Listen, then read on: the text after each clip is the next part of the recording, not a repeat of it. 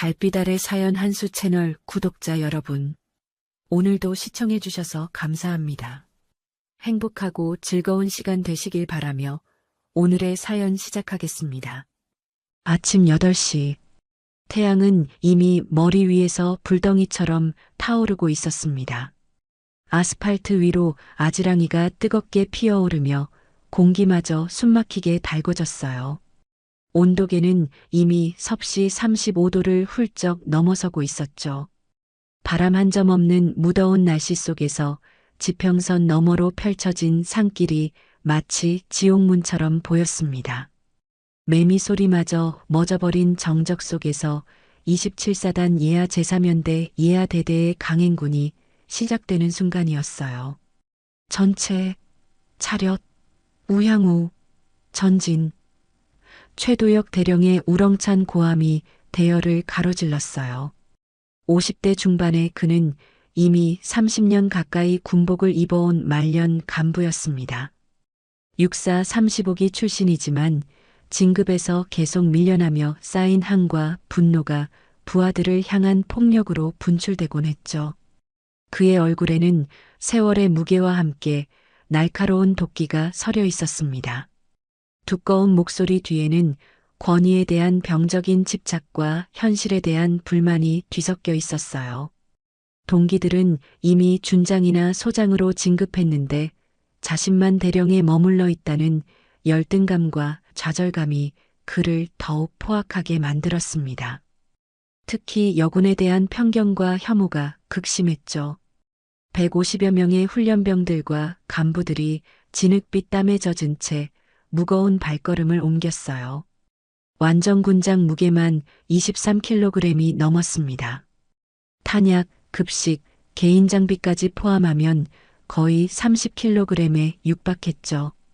헬멧 속으로 흘러내리는 땀이 눈을 따갑게 했고 목 뒤로는 끈끈한 염분이 줄줄 흘러내렸어요. 발목까지 올라오는 전투화는 이미 물에 젖은 듯 무거웠고 군복은 등과 가슴에 달라붙어 숨쉬기조차 힘들었습니다. 대열 곳곳에서 거친 숨소리와 작은 신음소리가 들려왔어요. 수통의 물은 이미 뜨거워져서 목을 축이는데도 별 도움이 되지 않았습니다. 보급차는 보이지 않았고 그늘막도 준비되지 않은 상태였죠. 그 대열 한복판에서 윤설인 하사가 신병들의 상태를 예리하게 관찰하고 있었어요. 28배 그녀는 서울대학교 간호학과를 졸업한 뒤 세브란스병원 응급실에서 3년간 근무했던 경력자였습니다. 안정된 직장과 연봉 5천만 원을 포기하고 군에 지원한 이유는 단순했어요.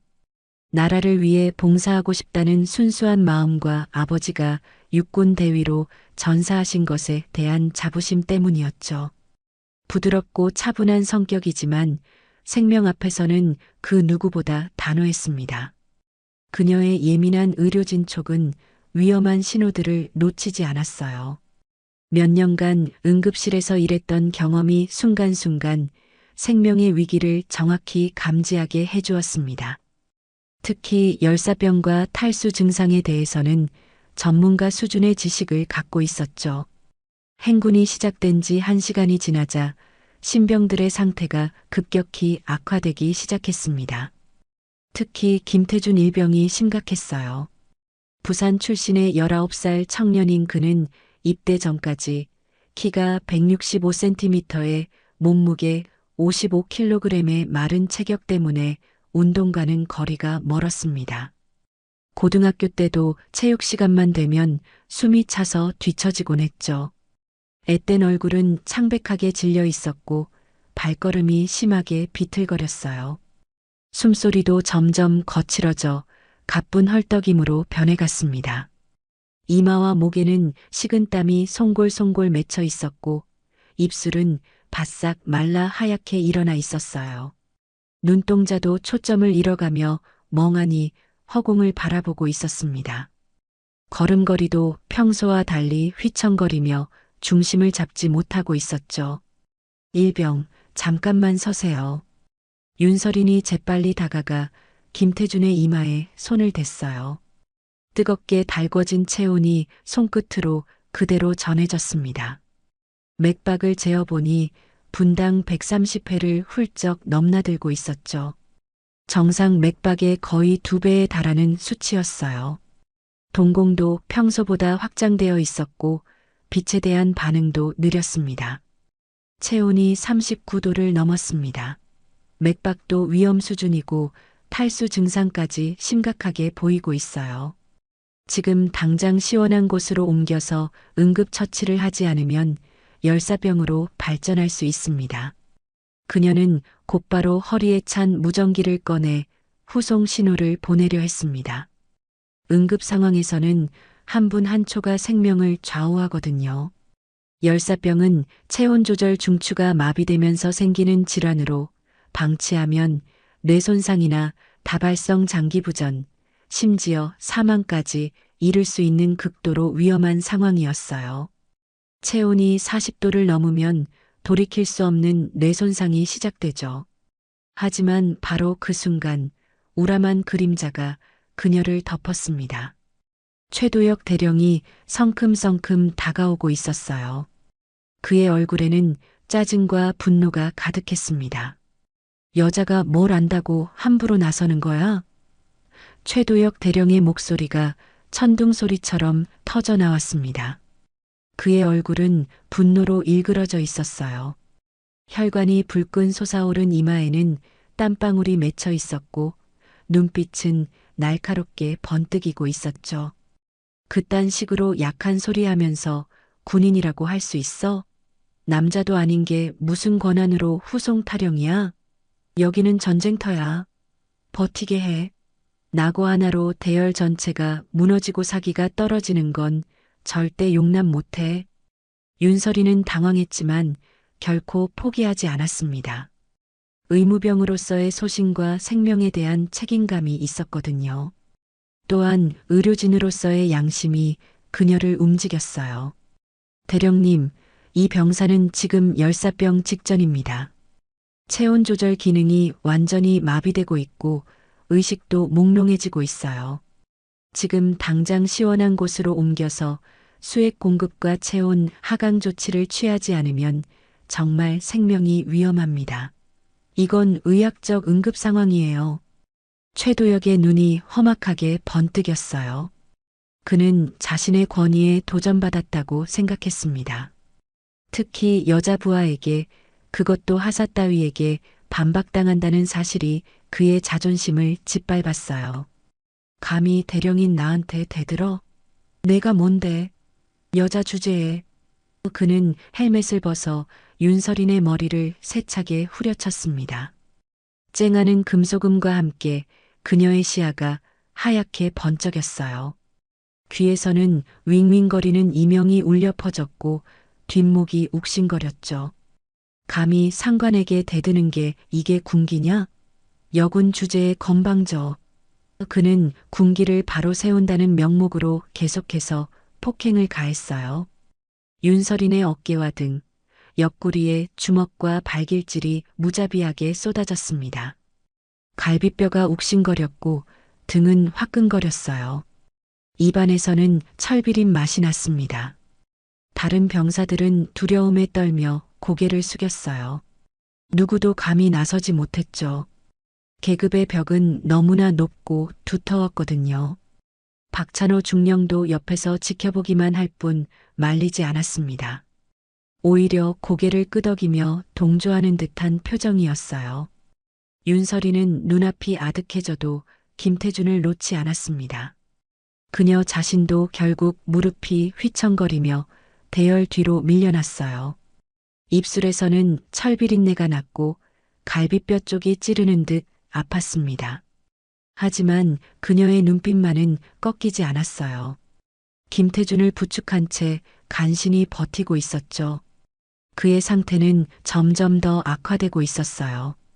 여군 하나 때문에 부대가 무너지는 꼴 절대 두고 볼 수 없다. 대령의 고함이 다시 허공을 찢었어요. 내가 끝까지 책임져. 그 녀석 데리고 완주해. 못하면 너도 같이 떨어뜨릴 줄 알아. 굴욕과 고통 속에서도 윤설이는 이를 악물고 버텼습니다. 김태준의 상태가 더 악화되기 전에 뭔가 해야 했거든요. 그녀의 가슴 속에는 의무감이 활활 불타오르고 있었습니다. 생명을 구해야 한다는 의료진으로서 결코 포기할 수 없는 신념이 그녀를 지탱하고 있었어요.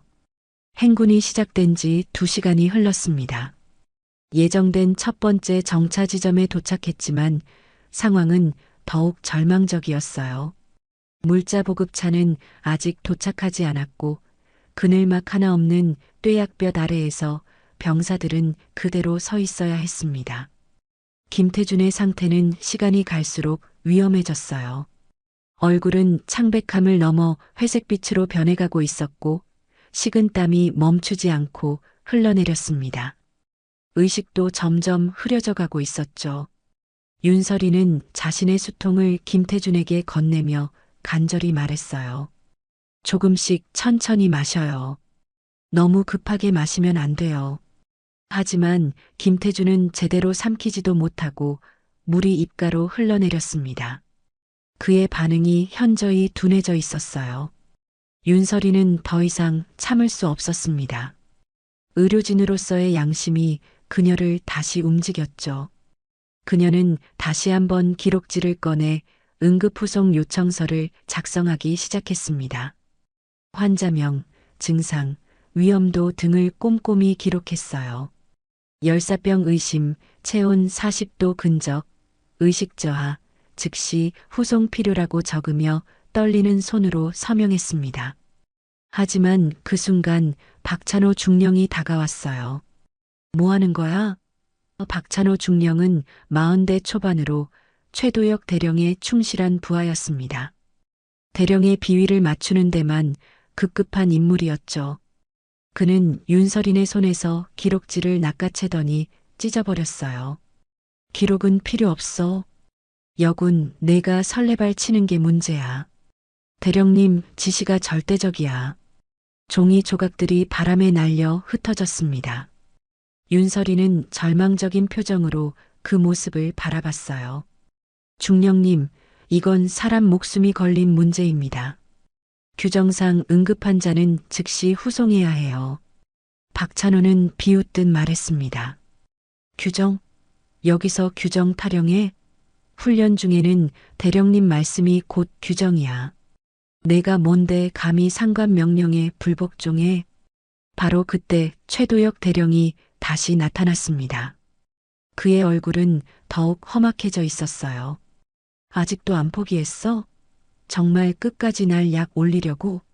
그는 윤설인의 군장을 억지로 매게 하며 거칠게 밀쳤습니다.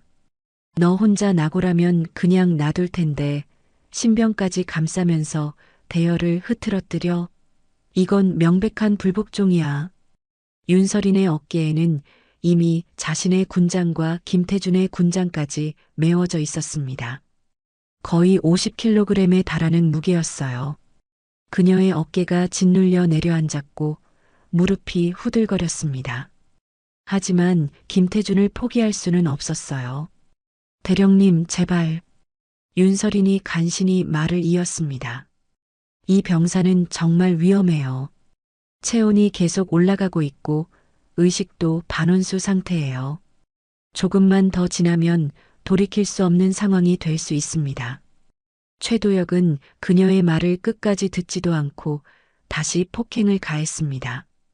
이번에는 더욱 잔혹했어요. 복부를 향한 주먹이 날아들었고 윤설이는 숨을 제대로 쉴 수 없었습니다. 닥쳐. 여자 주제에 남자보다 약한 놈 감싸고 앉아서. 이게 군대야? 다른 간부들도 대령의 편에 서기 시작했습니다. 이종환 원사가 나서며 말했어요. 하사 명령에 복종하는 게 군인의 기본이야. 개인적인 감정으로 부대 전체를 흔들면 안 되지. 윤설인의 시야가 점점 흐려졌습니다. 무거운 군장의 무게와 계속된 폭행으로 체력이 바닥났어요. 숨이 끊어질 듯 차올랐고 머릿속은 새하얗게 비어가고 있었습니다. 발걸음은 더 이상 앞으로 나아가지 못했어요. 그녀의 다리가 휘청거리기 시작했습니다. 김태준의 상태는 더욱 심각해졌습니다. 이제는 거의 의식을 잃은 상태로 윤설인에게 완전히 의존하고 있었어요. 그의 체중까지 떠받치며 걸어야 하는 윤설인의 부담은 극한에 달했습니다. 주변 병사들은 도와주고 싶어 했지만 간부들의 눈치를 보며 망설였어요. 여군이 약한 놈 하나 못 챙겨? 그럼 둘 다 낙오시켜버려.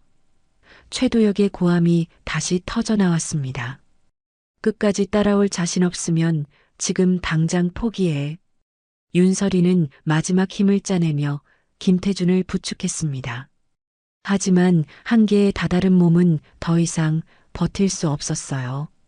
그녀의 무릎이 먼저 꺾였습니다. 뜨겁게 달군 아스팔트 바닥에 무릎을 꿇은 순간 김태준도 함께 쓰러졌어요. 안 돼. 윤설인이 마지막으로 중얼거렸습니다. 하지만 의식이 저 멀리 달아나고 있었어요. 뜨겁게 달군 땅바닥에 얼굴이 처박히고 병사들의 비명 섞인 외침 속에서 그녀는 끝내 의식을 잃었습니다. 하사님, 의무병 쓰러졌다. 누가 좀 도와줘. 병사들의 다급한 목소리가 사방에서 터져 나왔어요. 하지만 최도혁은 여전히 냉정했습니다. 그냥 놔둬. 약한 놈들은 저절로 도태되는 거야. 그때서야 다른 간부 중 한 명이 상황의 심각성을 깨달았습니다. 대령님, 이건 정말 위험합니다. 즉시 응급후송을 요청해야겠어요. 결국 헬기 호출이 이루어졌고 구급 헬기가 긴급히 이륙했습니다. 윤설인과 김태준은 의식을 잃은 채 국군수도병원으로 실려갔어요. 헬기 안에서 응급처치를 받는 동안 그녀의 생명은 심전도 알람음 위에서 위태롭게 오르내렸습니다. 의료진들은 필사적으로 생명을 붙들고 있었어요. 부대에 남은 병사들은 충격에 빠져 있었습니다. 누군가를 지키려다 자신이 쓰러진 윤설인의 모습이 깊은 인상을 남겼거든요. 하지만 최도혁은 여전히 자신이 옳다고 믿고 있었습니다. 국군수도병원 응급실 오후 2시 30분 헬기가 병원 옥상 헬리패드에 착륙하자마자 응급의료진들이 일사불란하게 움직였습니다. 들것에 실린 윤설인과 김태준이 응급실로 급히 이송됐어요. 윤설인의 상태가 특히 심각했습니다. 의식불명 상태에서 체온이 41도까지 올라가 있었고 맥박은 분당 160회를 넘나들고 있었어요. 환자 둘 다 중증 열사병, 즉시 체온 하강 조치. 응급의학과 과장인 김재현 중령이 큰 소리로 지시했습니다. 의료진들이 땀에 젖은 군복을 의료용 가위로 신속하게 잘라냈어요. 윤설인의 몸 곳곳에는 폭행당한 흔적이 선명했습니다. 어깨와 등에는 시퍼런 멍이 들어 있었고 갈비뼈 부근은 부어올라 있었어요. 혈압 떨어집니다. 수축기 70, 이완기 40. 간호사가 다급히 외쳤습니다. 맥박 미약하고 부정맥 보입니다. 수액 즉시 투여. 링거라인 2개 확보해. 김재현 중령이 연달아 지시를 내렸어요. 체온 하강을 위해 냉각 담요 준비하고 얼음팩으로 목과 겨드랑이, 사타구니, 냉각 시작. 의료진들의 손놀림이 분주했습니다. 윤설인의 팔에 굵은 정맥주사 바늘이 2개나 꽂혔고 차가운 생리식염수가 빠른 속도로 투여되기 시작했어요. 심전도 모니터에서는 불규칙한 심박동이 계속 울려댔습니다. 그때 응급실 문이 거칠게 열리며 윤가현 대위가 뛰어들어왔어요. 29의 그녀는 윤설인의 사촌 언니로 군의관으로 복무 중이었습니다. 헬기 출동 소식을 듣고 급히 달려온 것이죠. 설인아. 그녀의 목소리에는 절망과 분노가 뒤섞여 있었어요. 대위, 지금은 치료에 집중해야 합니다. 김재현 중령이 차분히 말했어요. 하지만 윤가연의 얼굴은 창백했습니다. 의료진으로서 윤서린의 상태가 얼마나 위험한지 정확히 알고 있었거든요. 체온이 41.5도입니다. 뇌손상 위험 수준이에요. 간호사가 외쳤어요. 체온이 40도를 넘으면 뇌세포가 돌이킬 수 없는 손상을 입기 시작합니다. 42도가 넘으면 생존율이 급격히 떨어지죠. 얼음물 침수 준비. 지금 당장 체온을 떨어뜨려야 해. 김재현 중령의 목소리가 긴박했어요. 의료진들이 특수 욕조에 얼음물을 채우기 시작했습니다. 체온을 급속히 낮추는 극단적인 조치였어요. 윤가연이 떨리는 손으로 윤서린의 팔을 붙잡았습니다. 서린아, 버텨. 넌 쓰러질 애가 아니야. 간호사 할 때도 밤새 환자 돌보던 내가 이런 곳에서 포기할 거야? 그녀의 목소리는 간절함으로 떨리고 있었어요. 심전도 모니터의 소리가 점점 불규칙해졌습니다. 윤서린의 맥박이 위험할 정도로 빨라지더니 갑자기 서서히 느려지기 시작했어요. 심박수 급격히 감소, 분당 40회로 떨어집니다. 간호사의 목소리에 공포가 섞였습니다. 제세동기 준비. 김재현 중령이 소리쳤어요. 하지만 그 순간 더욱 끔찍한 일이 벌어졌습니다. 심전도 모니터에서 평평한 선이 나타나기 시작한 것이죠. 심정지. 즉시 심폐소생술 시작. 의료진들이 윤서린의 가슴 위에 손을 포개고 강력한 압박을 시작했습니다. 하나, 둘, 셋. 리듬에 맞춰 심장 마사지가 이어졌어요. 윤가연은 옆에서 지켜보며 눈물을 흘렸습니다. 안 돼, 서린아. 제발. 1분, 2분, 3분.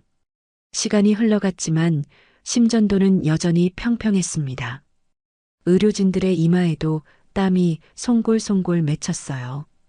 에피네프린 투여. 심장 마사지 계속. 절박한 목소리들이 응급실을 가득 채웠습니다. 대위님, 가족들에게 연락하셔야. 간호사가 조심스럽게 말을 꺼냈어요. 하지만 윤가연은 고개를 저었습니다. 아직 아니야. 서린이는 포기하지 않아. 그때였습니다. 5분째 지속되던 심폐소생술 중에 기적이 일어났어요.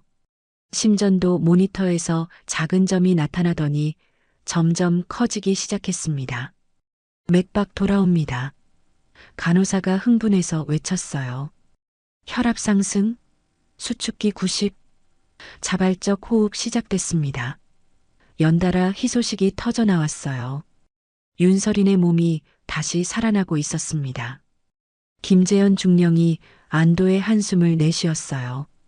기적처럼 돌아왔습니다. 체온도 서서히 내려가고 있어요. 윤가연은 눈물을 닦으며 떨리는 손으로 휴대폰을 꺼냈습니다. 이제 가족들에게 알려야 할 시간이었어요. 하지만 그녀가 전화를 걸어야 할 곳은 일반 가족이 아니었습니다. 윤서린의 아버지 윤재현은 이미 전사했지만 그의 형제들은 모두 군의 고위직에 있었거든요. 첫 번째 전화는 윤상민 중장에게 걸었습니다. 육군항공작전 사령관인 그는 윤서린의 큰아버지였어요. 큰아버지, 서린이가. 윤가연의 목소리가 떨렸습니다. 두 번째 전화는 윤석호 중장에게 했습니다. 특전사령관인 그 역시 윤서린의 친척이었어요. 세 번째는 윤지훈 준장, 네 번째는 윤민수 준장. 전화를 받는 모든 이들의 목소리에서 분노가 느껴졌습니다. 마지막으로 윤가연은 가장 중요한 전화를 걸었어요. 윤재현 대장에게였습니다. 합참의장인 그는 윤서린의 할아버지 뻘 되는 집안 어른이었죠. 할아버지, 서린이가 훈련 중에. 그녀의 말이 끝나기도 전에 윤재현 대장의 차가운 목소리가 들려왔어요. 누가 했느냐? 단 네 글자였지만 그 속에는 엄청난 분노가 담겨 있었습니다. 윤가연이 최도혁 대령의 이름을 말하자 전화기 너머에서 무서운 정적이 흘렀어요. 알겠다. 윤재현 대장의 목소리는 얼음장처럼 차갑했습니다. 그 순간 별 13개의 집안의 소식이 완전히 전해진 것이었어요.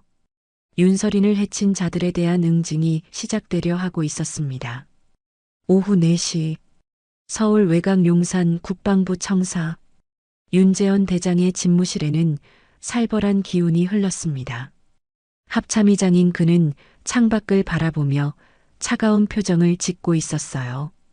책상 위에는 27사단의 훈련 계획서와 최도혁 대령의 인사 기록이 펼쳐져 있었습니다. 그의 눈빛에는 분노와 함께 차가운 결의가 서려 있었죠. 참모장, 윤재현 대장의 목소리가 집무실을 가로질렀어요. 문이 열리며 김영태 소장이 급히 들어왔습니다. 즉시 항공작전 사령부에 연락해 헬기 편대 출동 준비하라고 전해. 김영태 소장은 잠시 당황했습니다. 대장님, 무슨 상황입니까? 우리 핏줄이 죽을 뻔했다. 윤재현 대장의 목소리는 낮고 위험했어요. 27사단으로 가야겠어. 사람 하나 살리기 위해 집단이 움직이는 것, 그것이 군의 품격이다. 오늘 그 품격을 짓밟은 자들을 반드시 응징한다. 같은 시각 성남의 육군항공작전 사령부 윤상민 중장은 이미 상황실에서 대기하고 있었습니다. 그의 앞에는 헬기 편대장들이 일렬로 서 있었어요. 편대 3개, 총 12대 준비됐습니다. 편대장이 보고했습니다. 목적지는 27사단. 최대한 위압적으로 접근한다. 윤상민 중장의 명령이 떨어졌어요. 오늘은 그들에게 진짜 군의 위력이 무엇인지 보여주는 날이다. 수리온 헬기들이 일제히 로터를 돌리기 시작했습니다. 거대한 회전음이 활주로를 가득 채웠어요. 윤상민 중장이 선두 헬기에 탑승하자 편대 전체가 하늘로 솟아올랐습니다. 하늘에서 내려다본 헬기 편대는 마치 거대한 철새 떼처럼 위압적이었어요. 한편 대전의 특전사령부에서는 윤석호 중장이 특전부대원들과 함께 헬기에 올랐습니다. 현장 지휘권은 내가 맡는다. 그의 얼굴은 얼음장처럼 차가웠어요. 오늘 이후로는 그 누구도 우리 가족을 건드릴 수 없다는 걸 확실히 보여주자. 다른 지역에서도 마찬가지였습니다. 윤지훈 준장이 있는 육군대학에서, 윤민수 준장이 있는 육군훈련소에서, 그리고 각지에 흩어진 윤씨 집안의 장성들이 모두 헬기에 몸을 맡겼어요. 총 13명의 장성이 한꺼번에 움직이는 전례 없는 상황이었습니다. 오후 5시 27사단 상공에 첫 번째 헬기 편대가 나타났습니다. 부대 내에서 훈련 중이던 병사들이 하늘을 올려다보며 웅성거리기 시작했어요. 저거 뭐지? 헬기가 왜 이렇게 많이? 곧이어 두 번째, 세 번째 편대가 연달아 나타났습니다. 하늘이 온통 헬기로 뒤덮였어요. 거대한 회전음이 대지를 진동시켰고 바람이 거세게 불어댔습니다. 부대 내의 모든 활동이 멈췄어요. 이상하다. 훈련 계획에 없던 헬기들인데. 당직사관이 당황하며 중얼거렸습니다. 하지만 곧 무전기를 통해 충격적인 소식이 전해졌어요. 합참의장님 일행이 도착하신다고 합니다. 최도혁 대령은 그제야 상황의 심각성을 깨달았습니다. 합참의장이 왜 갑자기? 그의 얼굴이 창백해졌어요. 뭔가 잘못됐다는 직감이 들었죠. 헬기들이 부대 운동장에 차례로 착륙하기 시작했습니다. 먼저 윤재현 대장이 탄 헬기가 내려앉았어요. 거대한 로터 소음과 함께 흙먼지가 사방으로 날렸습니다. 병사들은 모두 엎드려 몸을 보호해야 했어요. 이어서 윤상민 중장, 윤석호 중장의 헬기가 연달아 착륙했습니다. 그리고 윤지훈 준장, 윤민수 준장을 비롯한 나머지 장성들의 헬기까지. 운동장은 순식간에 헬기들로 가득 찼어요. 지상은 바람과 흙먼지로 완전히 뒤집혔습니다. 나무들이 심하게 흔들렸고 깃발들이 찢어질 듯 펄럭였어요. 병사들의 눈동자가 크게 흔들렸습니다. 이런 광경은 처음 보는 것이었거든요. 별 13개 전부 모이신 거 아닙니까? 한 병사가 떨리는 목소리로 말했어요. 맞다. 윤씨 집안 장성들이 다 온 거야. 다른 병사가 답했습니다. 끝났다. 정말 끝났어. 최도혁 대령은 지휘소에서 이 모든 상황을 지켜보며 식은땀을 흘렸습니다.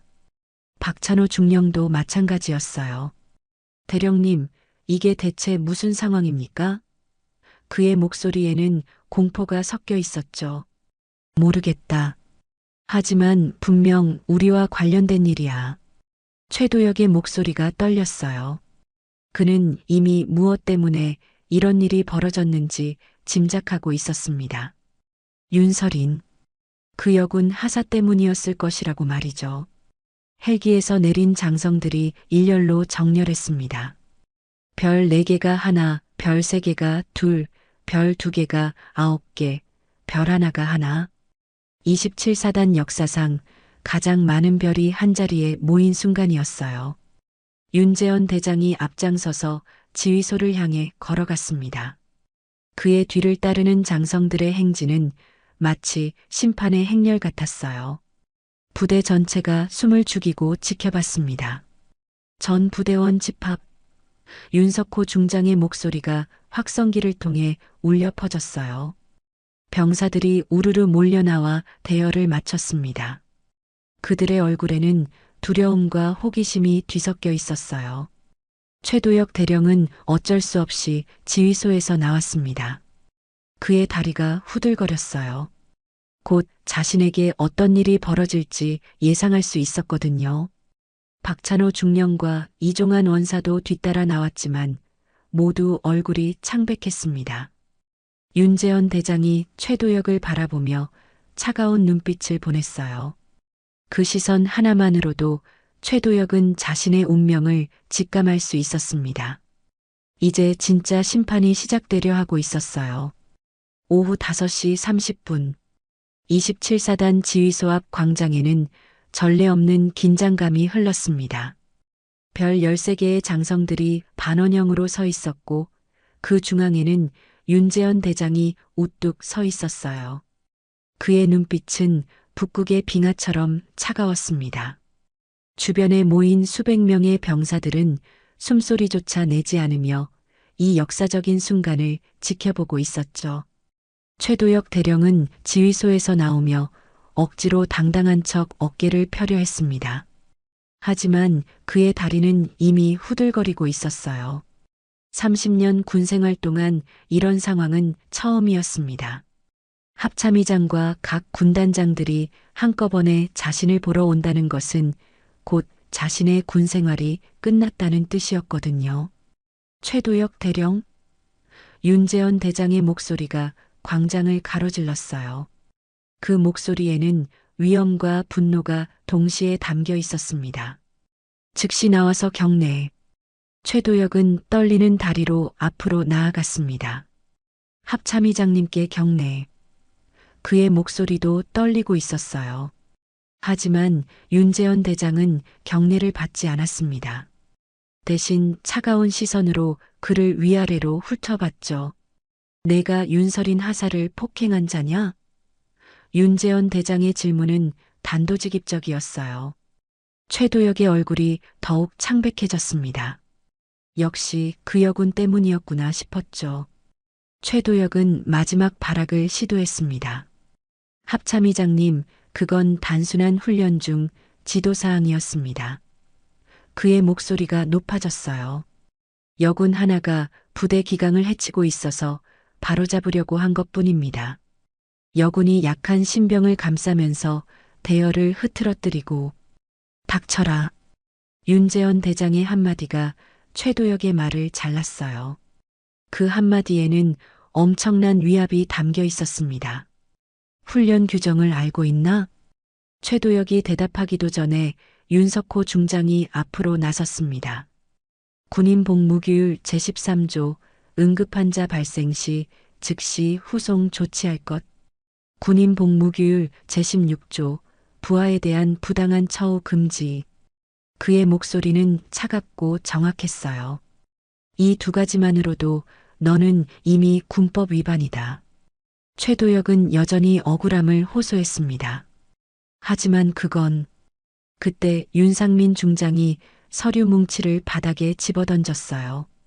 서류들이 바람에 흩날리며 최도혁의 발밑에 떨어졌습니다. 훈련 규정 위반 13건, 응급조치 무시 6건, 부하 폭행 9건. 윤상민 중장의 목소리가 차갑게 울렸어요. 이것만으로도 넌 이미 끝났다. 하지만 더 심각한 건 따로 있어. 윤지훈 준장이 직접 앞으로 나왔습니다. 그는 특전부대 출신답게 움직임이 민첩했어요. 최도혁의 군장끈을 거칠게 잡아챘습니다. 의무병을 죽일 뻔했다는 거야. 생명을 구하려던 사람을 내가 죽일 뻔했어. 제가 언제 죽이려고. 최도혁이 변명하려 했지만 윤지훈 준장의 손에 더욱 세게 끌려갔어요. 그의 발이 땅에서 떨어질 정도였습니다.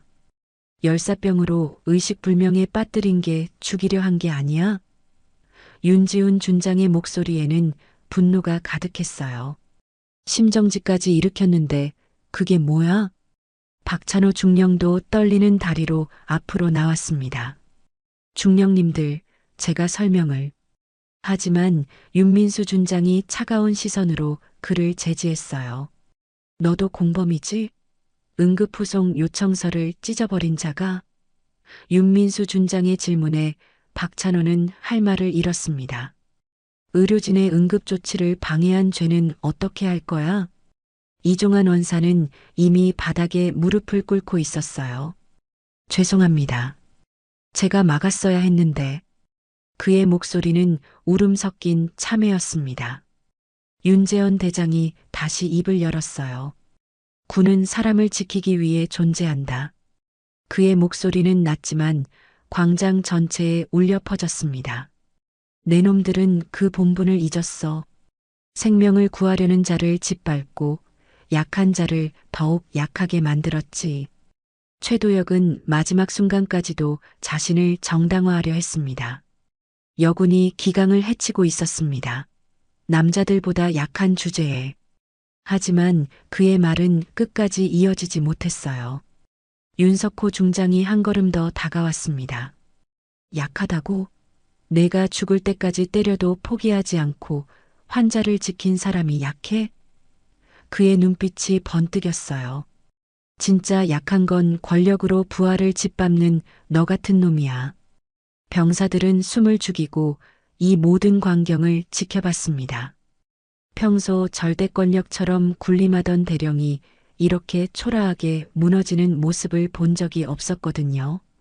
어떤 병사들은 속으로 쾌감을 느꼈고 어떤 병사들은 두려움을 느꼈어요. 이제 내가 설 자리는 없다. 윤지훈 준장이 최도혁을 바닥에 밀쳐냈어요. 최도혁은 그대로 엉덩방아를 찧으며 넘어졌습니다. 30년 군 생활의 위험이 한순간에 무너져 내렸어요. 윤재현 대장이 마지막으로 선언했습니다. 최도혁, 너는 오늘부로 모든 지휘권을 박탈당한다. 박찬호, 너는 즉시 보직에서 해임된다. 이종환, 너는 공식 사과와 함께 징계 조치를 받을 것이다.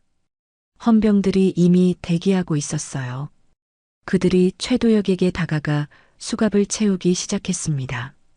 최도혁 대령, 군인 복무규율 위반 및 폭행 혐의로 긴급 체포합니다. 차가운 금속 수갑이 그의 손목을 조였어요. 부대 전체는 충격 속에서 이 모든 광경을 지켜봤습니다. 병사들의 가슴 속에서는 오래된 두려움이 무너지고 새로운 기강이 세워지고 있었어요. 권력의 횡포가 더 큰 권력에 의해 응징받는 순간이었죠. 최도혁은 수갑에 채인 채 헬기 쪽으로 끌려갔습니다. 그의 얼굴에는 절망과 분노가 뒤섞여 있었어요. 하지만 이미 돌이킬 수 없는 상황이었습니다. 윤설인이라는 한 명의 의무병을 지키지 못한 대가가 이렇게 혹독했던 것이죠. 오후 6시 27사단 광장은 전쟁터를 방불케 했습니다. 수갑에 채인 최도혁 대령이 헌병들에게 끌려가는 모습을 수백 명의 병사들이 충격에 빠진 채 지켜보고 있었어요.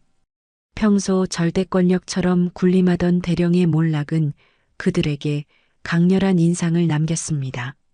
하지만 윤재현 대장의 응징은 여기서 끝나지 않았어요.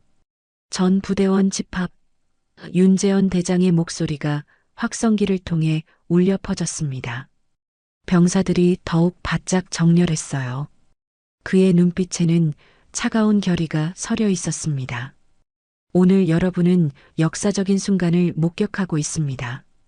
윤재현 대장이 한 걸음 앞으로 나서며 천천히 말을 이어갔어요. 군은 사람을 지키기 위해 존재합니다. 국민을 지키고 동료를 지키고 부하를 지키는 것이 우리의 본분이죠. 하지만 오늘 이 부대에서는 정반대의 일이 벌어졌습니다. 그의 목소리는 낮지만 광장 전체에 또렷하게 전해졌어요. 생명을 구하려던 의무병을 폭행하고 죽어가는 환자의 후송을 막았습니다. 이것은 군인으로서, 아니 인간으로서 용납할 수 없는 행위입니다. 병사들은 숨을 죽이고 들었습니다. 평소에는 들을 수 없었던 진실한 이야기였거든요. 윤재현 대장의 말 한마디 한마디가 그들의 가슴에 깊이 박혔어요. 오늘을 기점으로 누군가를 쓰러뜨리는 식의 군기는 더 이상 용납하지 않겠습니다. 그의 선언에 맞춰 윤석호 중장이 박찬호 중령에게 다가갔어요. 손에는 보직 해임 통보서가 들려 있었습니다. 박찬호 중령, 당신은 응급환자의 후송을 고의로 방해했습니다. 윤석호 중장의 목소리는 얼음처럼 차가웠어요. 의료진의 정당한 조치를 무시하고 생명을 위험에 빠뜨린 죄는 무겁습니다. 박찬호는 무릎이 꺾이며 바닥에 주저앉았어요. 죄송합니다. 정말 죄송합니다. 제가 잘못했습니다. 하지만 이미 늦었어요. 윤석호 중장이 보직 해임 통보서를 그의 가슴에 던져주었습니다. 즉시 보직에서 해임되며 군검찰에 송치됩니다. 윤석호 중장의 선언에 박찬호의 어깨가 무너져 내렸어요. 30년 가까운 군생활이 한순간에 끝나는 순간이었습니다. 이어서 윤지훈 준장이 이종환 원사에게 다가갔어요.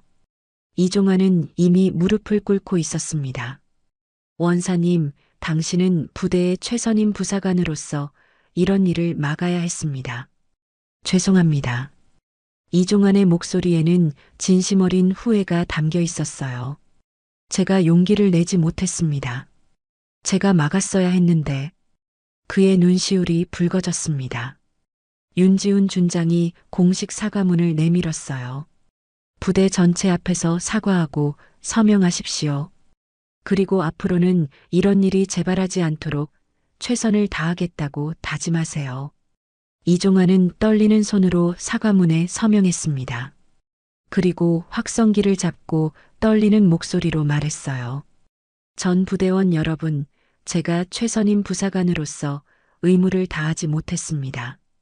윤설인 하사와 김태준 일병에게 진심으로 사과드리며 앞으로는 절대 이런 일이 없도록 하겠습니다. 부대 전체는 숨조차 제대로 쉬지 못하고 있었어요. 평소 절대적이라고 여겨졌던 간부들이 이렇게 처참하게 무너지는 모습을 본 적이 없었거든요. 어떤 병사들은 속으로 환호했고 어떤 병사들은 두려움에 떨었습니다.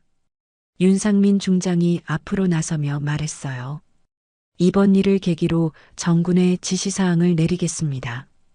응급환자 발생 시 의무병의 판단을 최우선으로 하며 그 누구도 의료진의 응급조치를 방해할 수 없습니다. 윤민수 준장도 이어서 말했습니다. 또한 계급을 이용한 부당한 폭력은 즉시 군검찰에 송치됩니다. 권력은 부하를 보호하기 위해 존재하는 것이지 짓밟기 위해 있는 것이 아닙니다.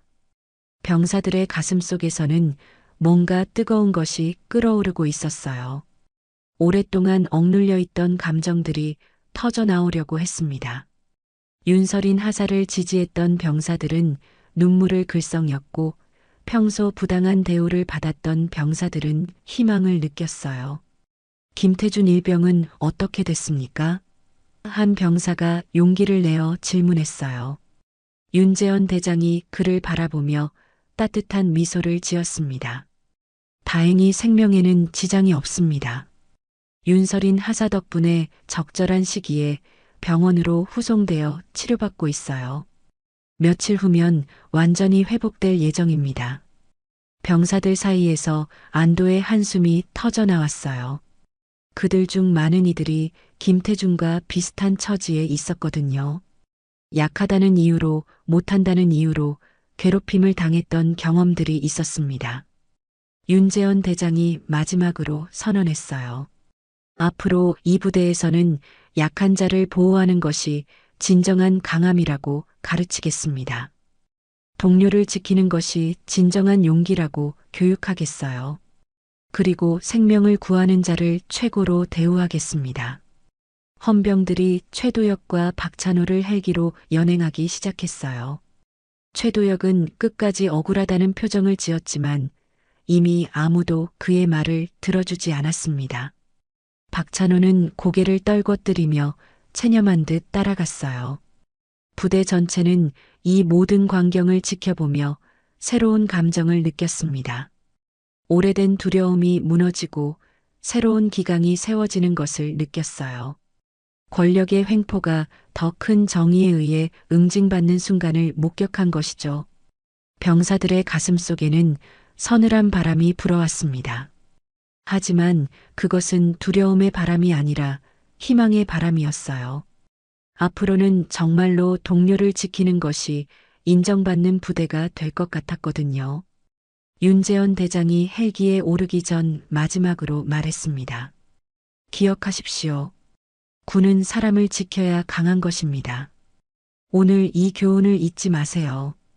별 13개의 응징이 끝나고 부대에는 새로운 질서가 시작되고 있었어요. 사흘 뒤 국군 수도병원 일반 병실. 오후 3시에 따스한 석양이 창문을 통해 병실 안으로 스며들고 있었습니다. 윤설이는 링거를 꽂은 팔로 간신히 눈을 떴어요. 며칠간의 혼수 상태에서 깨어난 그녀의 시야는 아직 흐릿했지만 천천히 초점이 맞춰지고 있었습니다. 창밖으로는 한강이 유유히 흐르고 있었고 멀리 남산타워가 보였어요. 설이나 윤가현 대위가 의자에서 벌떡 일어났습니다. 사흘 밤낮을 병실을 지킨 그녀의 얼굴은 피로에 지쳐 있었지만 기쁨으로 환하게 빛나고 있었어요. 정말 깨어났구나. 얼마나 걱정했는지 몰라. 윤설이는 목이 말라 목소리가 제대로 나오지 않았어요. 언니, 김태준 일병은 어떻게 됐어요? 첫 번째로 묻는 말이 자신이 아닌 다른 사람 걱정이었습니다. 윤가연은 그런 동생이 자랑스러우면서도 안쓰러웠어요. 괜찮아. 너 덕분에 살았어. 윤가연이 물컵을 가져와 윤설인의 입술을 적셔주었습니다. 내가 끝까지 포기하지 않고 지켜줘서 적절한 시기에 후송될 수 있었어. 지금은 완전히 회복해서 부대로 돌아갔어. 윤설인의 눈가에 눈물이 맺혔습니다. 다행이다. 정말 다행이에요. 그녀의 목소리는 여전히 약했지만 안도감이 가득했어요. 자신이 쓰러져도 김태준을 놓지 않았던 것이 헛되지 않았다는 사실이 그녀를 위로했습니다. 그런데 설이나 내가 모르는 사이에 엄청난 일이 벌어졌어. 윤가연의 목소리에는 복잡한 감정이 섞여 있었어요. 우리 집안 어른들이 모두 움직였어. 윤설이는 무슨 말인지 이해하지 못했습니다. 어른들이 움직였다는 게 무슨... 그때 병실 문이 열리며 윤재현 대장이 들어왔어요. 평소 위험 있던 그의 얼굴에는 부드러운 미소가 떠올라 있었습니다. 할아버지. 윤설인이 놀라서 일어나려 하자 윤재현 대장이 손을 저었어요. 누워 있어라. 아직 몸이 완전히 회복되지 않았잖니. 윤재현 대장이 병상 옆 의자에 앉으며 따뜻하게 말했습니다. 고생 많았구나. 내가 보여준 용기와 희생정신은 정말 자랑스럽다. 그의 목소리에는 진심 어린 자부심이 담겨 있었어요. 할아버지, 제가 뭘 했다고. 윤설이는 여전히 상황을 파악하지 못하고 있었습니다. 자신은 그저 의무병으로서 당연한 일을 했을 뿐이라고 생각했거든요. 윤가연이 차근차근 설명하기 시작했어요. 설이나 내가 의식을 잃은 후에 최도혁 대령과 박찬호 중령이 모두 처벌받았어. 할아버지를 비롯해서 우리 집안 장성들이 모두 부대로 가서 그들을 응징했지. 윤설인의 눈이 커졌습니다. 그럴 필요까지는 없었는데. 하지만 윤재현 대장이 고개를 저었어요. 필요한 일이었다. 생명을 구하려는 자를 폭행하고 환자의 후송을 막는 것은 군인으로서 용납할 수 없는 행위야. 그의 목소리는 단호했습니다. 내가 보여준 의무감과 희생 정신이야말로 진정한 군인 정신이지. 그때 병실 문이 다시 열리며 김태준이 들어왔어요.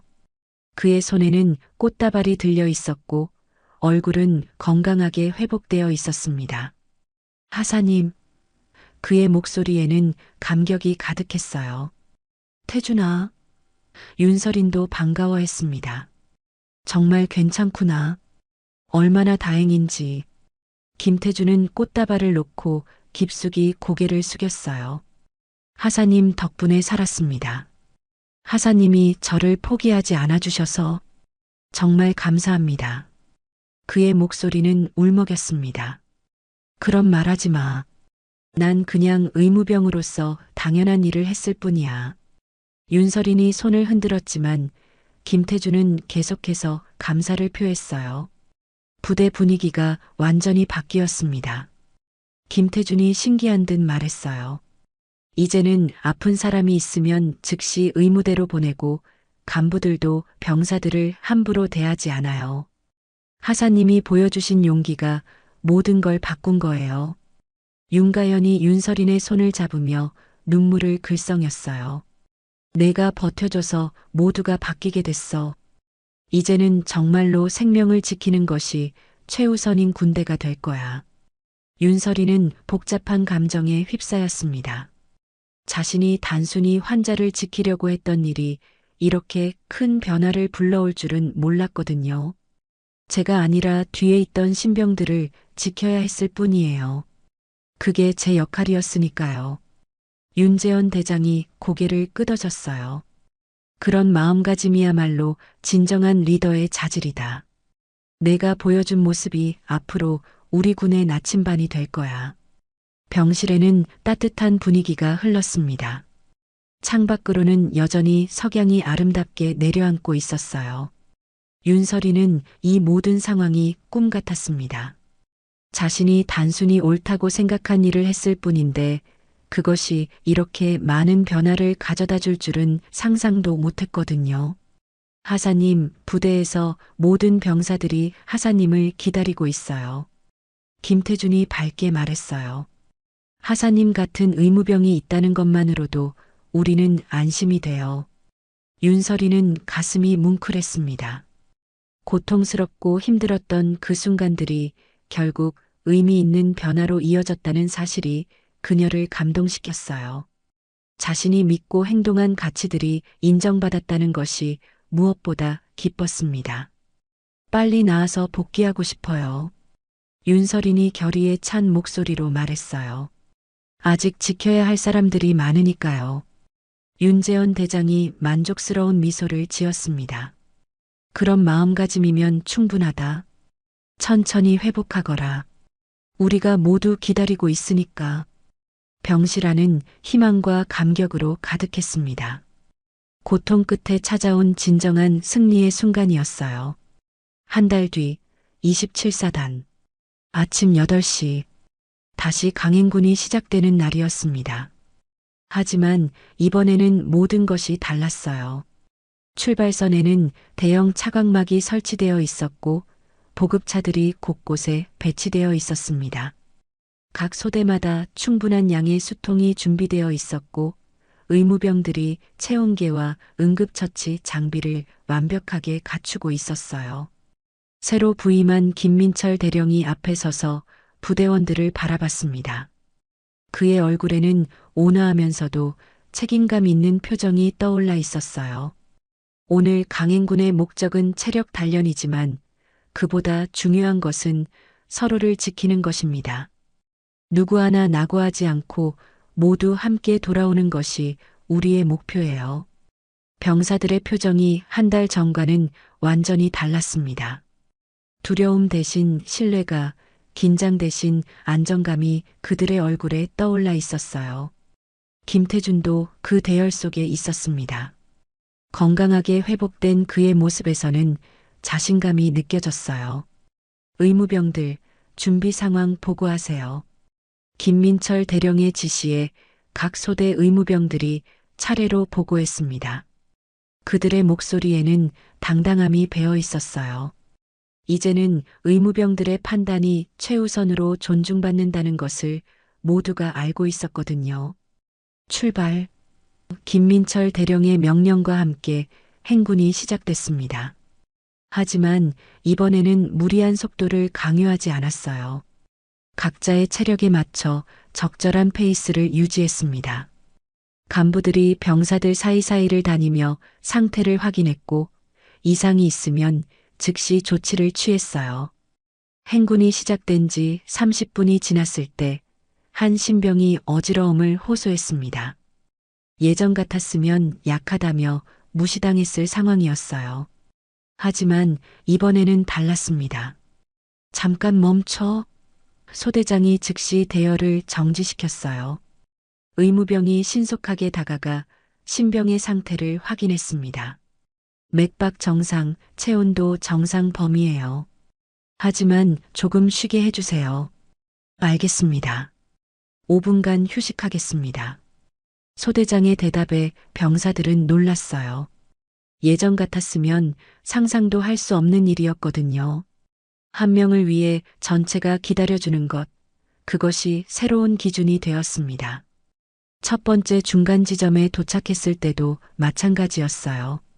보급차에서 시원한 음료수와 간식이 제공됐고 그늘막 아래에서 충분한 휴식을 취할 수 있었습니다. 의무병들이 모든 병사의 컨디션을 체크했고 이상이 있으면 즉시 조치를 취했어요. 많이 달라졌죠? 한 병사가 동료에게 말했습니다. 한 달 전만 해도 상상도 못했던 일이에요. 윤설인 하사님 덕분이에요. 다른 병사가 답했어요. 그분이 우리를 위해 싸워주신 덕분에 이렇게 바뀐 거죠. 그들의 대화를 들은 김태준이 고개를 끄덕였습니다. 하사님은 정말 대단한 분이에요. 저를 포기하지 않으셔서 지금 제가 여기 있을 수 있어요. 그때 누군가 말했습니다. 저기 하사님 오신다. 병사들이 일제히 고개를 돌렸어요. 멀리서 윤설인이 지프차를 타고 다가오고 있었습니다. 완전히 회복된 그녀가 부대로 복귀한 것이었어요. 지프차에서 내린 윤설인을 보자 병사들이 환호성을 질렀습니다. 하사님, 돌아오셨다. 그들의 얼굴에는 진심 어린 기쁨이 떠올라 있었어요. 윤설이는 조금 당황하면서도 따뜻한 미소를 지었습니다. 모두들 건강해 보이니까 다행이네요. 윤설인이 병사들을 둘러보며 말했어요.